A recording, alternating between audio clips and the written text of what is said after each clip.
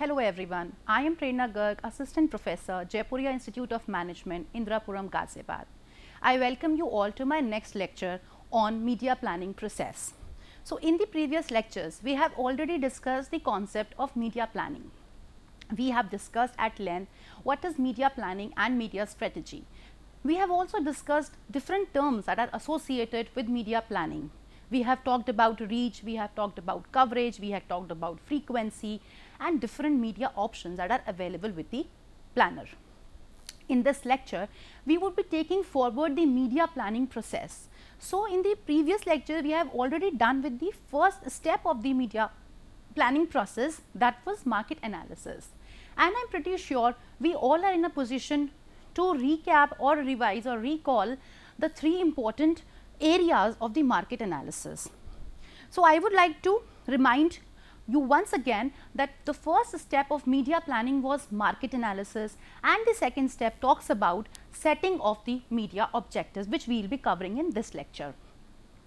The first step of market analysis have already talked about the target audience. How do I identify which segment of the market is having more potential, which segment of the market is having less potential.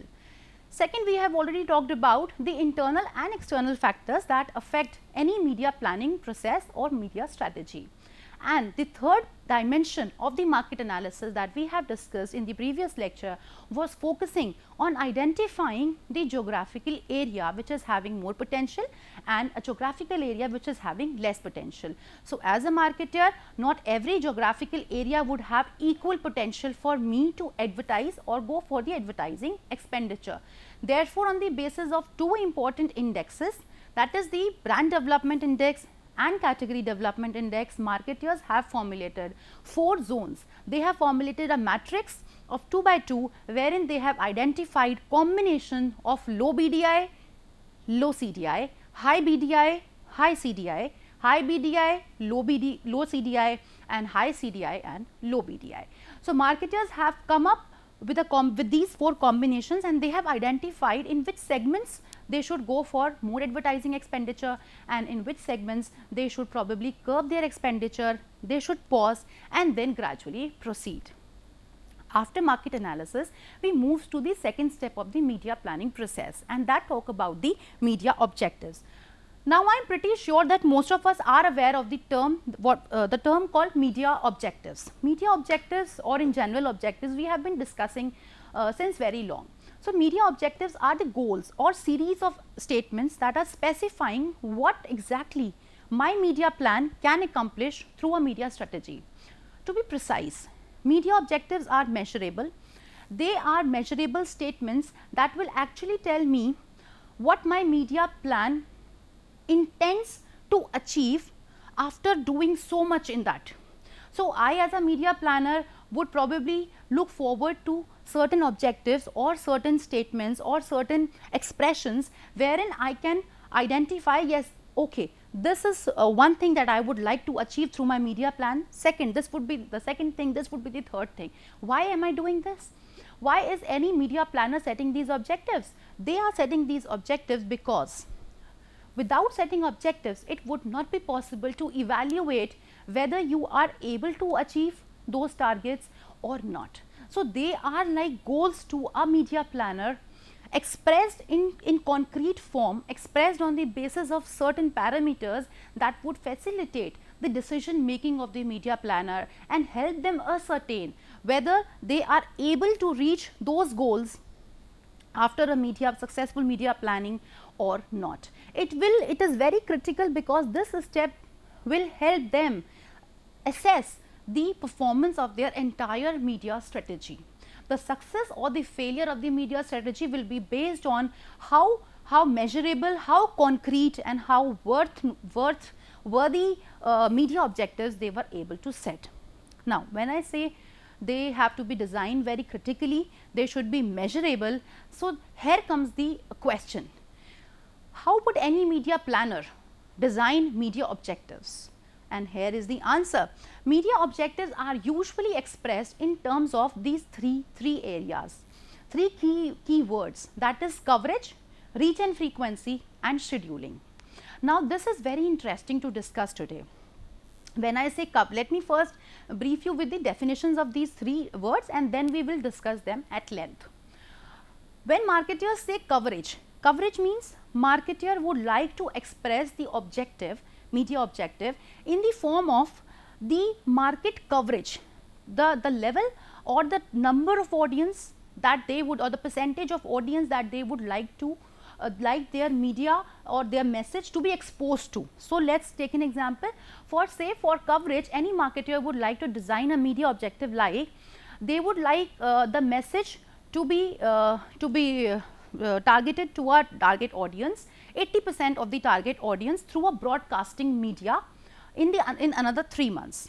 So, the media marketer, the media planner here means is in another 3 months they want to use broadcasting medium to communicate their message to the target audience, and that to 80% of the target audience. So, when they have used these words that they want to use a specific media, that is broadcasting, they have said they want to target 80% of the target audience, they are talking about coverage, and that too in a time frame of 3 months. So, this is how the first media objective can be designed, and the figures can definitely vary for different media planners. Second term is reach and frequency. We have already deliberated on these two words in the previous sessions, but I would still like to touch upon them once again. Reach. Reach means the number of target audience, the number of audience that the message would be exposed to. Now, when I say they would be exposed to, this is the actual audience rather than the coverage part, which was not the actual audience. So, reach is saying let's design the statement or objective for reach. So, when the marketers reach and frequency here is different from what dictionary meaning we understand out of frequency. The frequency here means the number of times my target audience would be exposed to a specific media vehicle and not necessarily the ad. That means they may not be exposed to your ad, but yes, they are exposed to that media vehicle that you are choosing.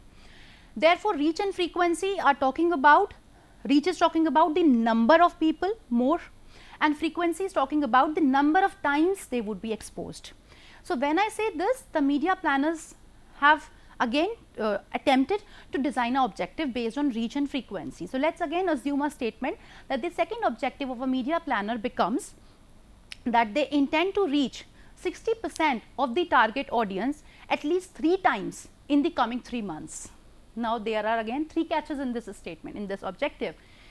They are saying we want to reach 60% of the target audience at least 3 times in another 3 months. So, this media objective have covered both the reach and the frequency part. Coming to the third that is scheduling. Now, what is scheduling? This is new. Scheduling means, we all know the basic meaning of schedule.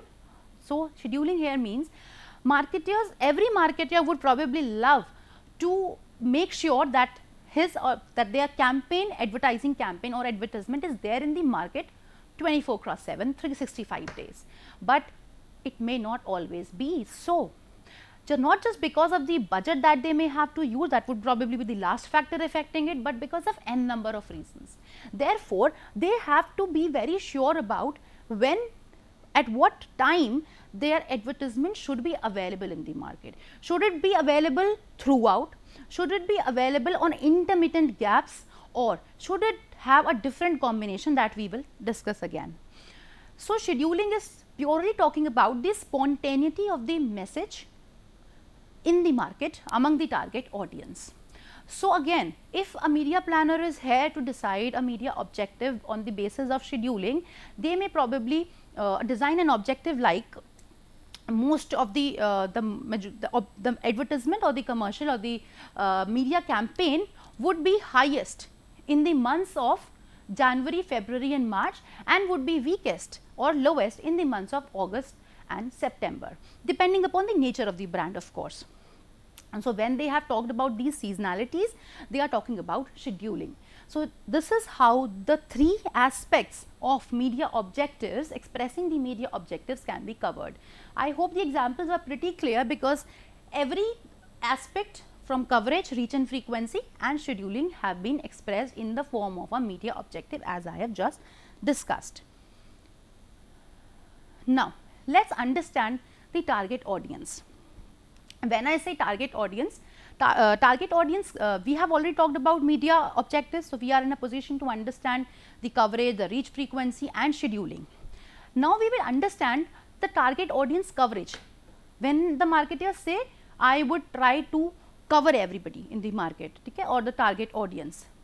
This is the usual scenario that they come across, these 4 pies that we can see. What they are actually trying to communicate here. The first pie is this yellow segment, as you can see here, is the target market out of the total market that the media planner is having.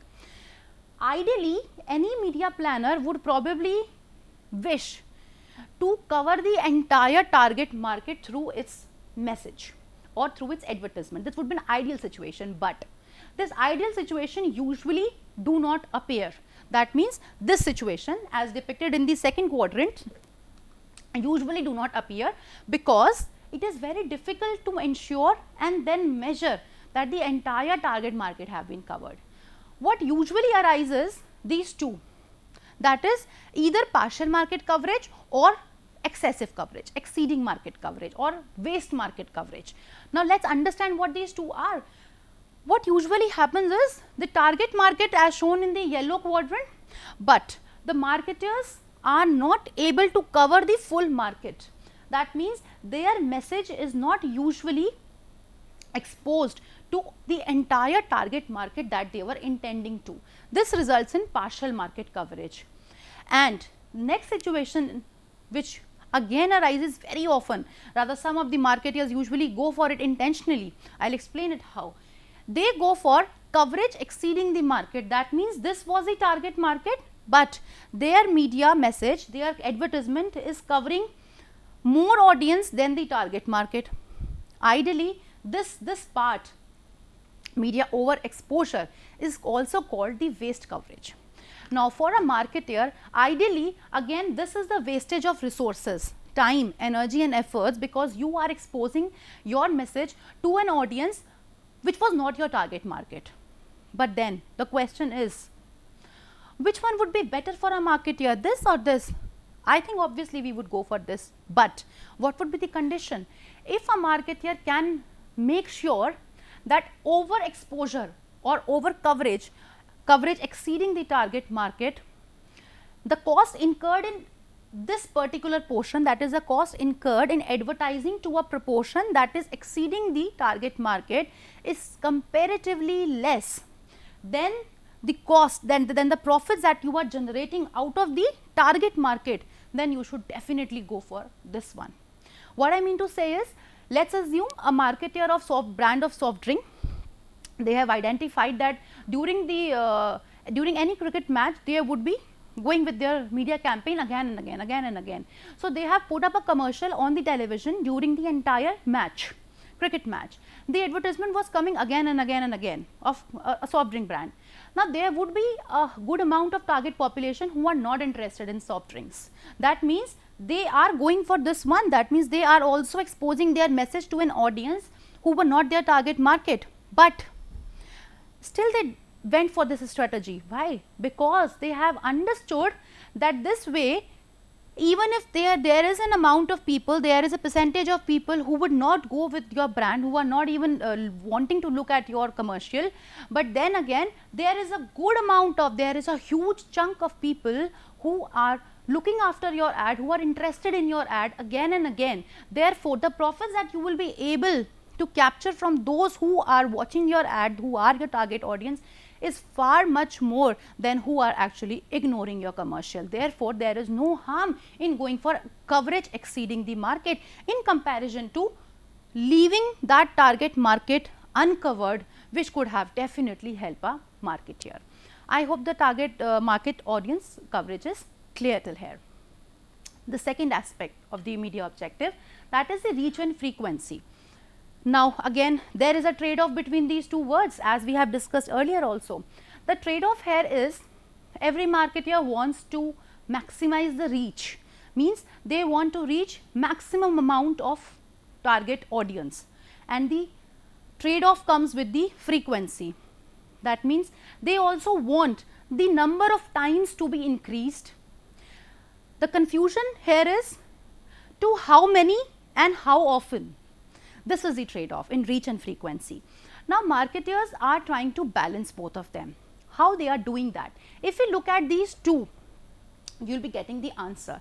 They say in order to maintain a balance between reach and frequency, that means I as a media planner want to reach most of the target audience members or majority as far as I can, and then I also want to increase the frequency, that is the number of times that they would be exposed to the media vehicle also. When I am trying to do this, I have to balance them. So, I said let us assume I as a media planner have put my advertisement on one media vehicle. The number of people who are getting exposed to that media vehicle 1 is this orange portion, is denoted by this orange portion, and then I put my advertisement on media vehicle 2. The number of people who are getting exposed to media vehicle 2 are denoted by these blue, the blue area. If I assume that these two were different set of customers who were getting exposed to my message through different mediums, then I am talking about the unduplicated reach. I am saying that yes, these customers have seen my ad through media vehicle 1, these customers have seen my ad through media vehicle 2, and I am fine with it because this is an unduplicated reach of both. So, if this is the scenario, the marketer have increased the reach of their advertisements, different set of customers. While if the situation, anybody may would ask, there can be the possibility that same set of customers have seen the ad on both the mediums. There can be a scenario like this.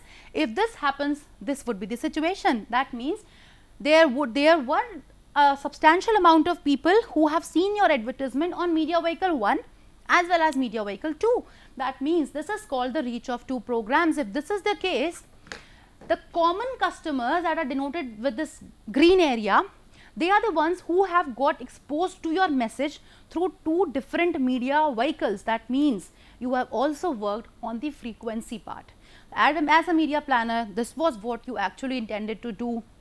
You wanted to reach to a larger amount of people, potential customers, target audience, and you also wanted people who would see your message on different media vehicles. So, marketers have achieved this objective by ensuring a better reach through different media options. Therefore, this is the reason why any marketer usually go for an advertisement through different media vehicles. If they would not have been looking after increasing the reach, probably they would just put their advertisement into one media vehicle, but no, they are going for different media vehicles because they know that this would also increase their reach if the customers are different, and if the customers are overlapping, this would increase their frequency. So, anyways, this is a profitable deal for the media planners from both the sides. Moving on to how they actually determine the frequency, this is pretty simple. There are certain factors that may affect the frequency, that how often should they communicate their message before the target audience. So, when I talk about frequency, the but obvious factors are, the more is the brand loyalty, the more brand loyals you are having in the market, the less frequency would be fine, inversely proportional. The brand history of a brand is good, is high, the low frequency would also go, again inversely proportional. Brand share, the more is the brand share in the market, even low frequency would again work, inversely proportional. Target market, now this is important because marketers have to understand the type of target market they are catering to. If the target market is wise enough, they can articulate the meaning of your advertisement, probably a less frequency would also work. But if the target market is less literate or is probably not in a position to articulate everything from your message, then you have to increase the frequency. Purchase cycle, the shorter is the purchase cycle, the more is the frequency required. Similarly, nature of the message that you have designed, that is the advertisement that you have designed, the more complex is the advertisement, the more number of time people would want to see it, to understand it, to infer the meaning out of it, and vice versa. Therefore, if the message is simple, the customers, target audience would probably not look after the repetition of that particular message. So, a simple message would probably do with less frequency, and the complex message would require repetition. Another word is uniqueness. Now, when I say uniqueness, every marketer is working on the creative aspect of a message. So, if your message, if your advertisement is having something unique attached to it, it is directly linked with the memory. The more is the tendency of it to be stored in the memory of the consumer. So, anything unique in the message part, in the advertisement part, hits the memory of the consumers very easily. So, the more is the uniqueness in the message, the less frequency would go, and vice versa. That means, if your message, if your advertisement is very plain with nothing very appealing or very differentiated, then probably you would have to go for a good amount of repetitions to convince people or to communicate your message that yes, we are also there. And the last point says the nature of campaign. If your campaign is new in the market, that means if you have designed something creative and you are coming with a different ad campaign in the market, then you have to increase the awareness of the people first of all. And when you talk about awareness, you have to work on the reach and the frequency part also. Whereas, if your campaign is already continuing in the market, that means you were already there in the market, you have just added something onto it, or you have just designed something new or creative in it, you have just played with some scenes, you have just come up with some different variant, then the people were already aware of you. Therefore, you do not need to put in too much efforts on the frequency part. So, the new is the campaign, the more frequency is required, and if it is a continuing campaign, the frequency can be low as well. So, this was about the reach and frequency as the second aspect of deciding the media objective. Now, here come the third part, that is the scheduling methods, important. I have just told you a few minutes back that scheduling talks about the spontaneity of the message in the market. Every marketer look forward that they should have their ad in the market throughout. But again, as I have said, it is not only about the confinement of resources or budget, it is about several other factors that forces them to identify certain sequencing pattern. The three sequencing pattern or scheduling pattern that are available with the marketers are these three. The first is continuity. Continuity here means when a marketer wants the advertisement to be available in the market or to that message to be exposed to the target audience for all the time, that is probably any fixed levels that you have designed, like on every day or once in every week, once in every month, or 10 times a day or 5 times, whatever you want to fix as a media planner, that will remain continuous over the time. This was the first scheduling pattern. This pattern is usually adopted by brands that are into the nature of convenience goods, staple products, soaps, detergents, shampoos. We find their advertisements on the television, radio, newspaper, probably all the time. So, they are following this pattern and they are comparatively finer in this. The second part 4 talks about flighting. This scheduling method says that you need not put your message or advertisements before the target audience all over the time. You will have to identify, as a media planner, you will have to identify certain peak seasons in the market wherein your sales are usually high. You should launch your advertisement at that particular time. When you know that your product is seasonal in nature and it does not require to be aired or printed all the time, you should stop your advertisement from that particular time. Therefore, these gaps are there. That, let's say, take an example of a product like Vardhaman knitting yarn. They are into wool. So, when we talk about winters, we suddenly see that the Vardhaman knitting yarn has started advertising in winters, while they have stopped advertising in summers because their product was completely seasonal, and they have understood that advertising their product during summers would probably make no sense, and this would lead to more loss of coverage or loss of customers or resources. Therefore, this is how the marketers work. But there are some marketers who believes we would not be continuous and we would not be going for intermittent advertising also. We need a combination of these, and the combination comes in the form of pulsing. Pulsing as a third scheduling method is a combination of continuity and flighting, which says the marketers will keep their advertising throughout, but they would increase the level of advertising during certain points of time.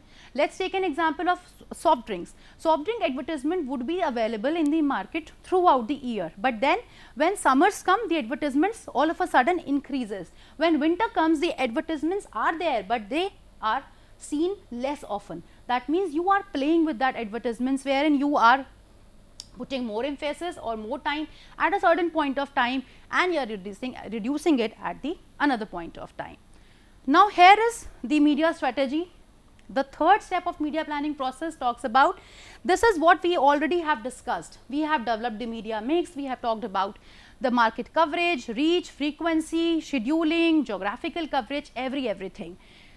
Now, when the marketers are done with these two first steps, they have developed and implemented this strategy. Now, while they are developing, they have to look forward to the budget consideration, and here are the two methods of budgets: absolute cost and relative cost, and cost per thousand or cost per CPRP. Now, CPM as a budget consideration which cannot be ignored. Therefore, print media is usually using this method of calculating the relative cost, the budget consideration. So, media options like print media options like newspapers, magazines, they usually calculates the cost on the basis of CPM, that is cost of ad space divided by circulation into 1000, whereas all the broadcasting media usually calculate the cost in the terms of CPRP, that is cost of commercial time divided by the program rating. So, depending upon which media option you are going for in the media planning, a marketer may choose the budget consideration, calculate which media option is more suited according to the budget consideration. Once the marketer has done this step also, the last step of the media planning is evaluation and follow up, wherein they will be finally measuring how well their strategies are able to achieve their media objectives and how well this media plan contribute to attaining the overall marketing and communication objectives. So, if the marketers are in the final step of media planning process, they are able to measure that yes, their strategies have successfully measured their objectives, they successfully met the media objectives, keeping the budget considerations into view, they would definitely find it to be successful, and if not, they would have to identify the weak areas and remove the redundancy, redesign the media planning process and work in the similar fashion. With this, we come to the end of the entire media planning process, wherein we have discussed at length all the 4 steps of media planning process and how the marketers will actually evaluate whether their media planning and strategy was successful and whether their media objectives were achieved or not. Thank you all.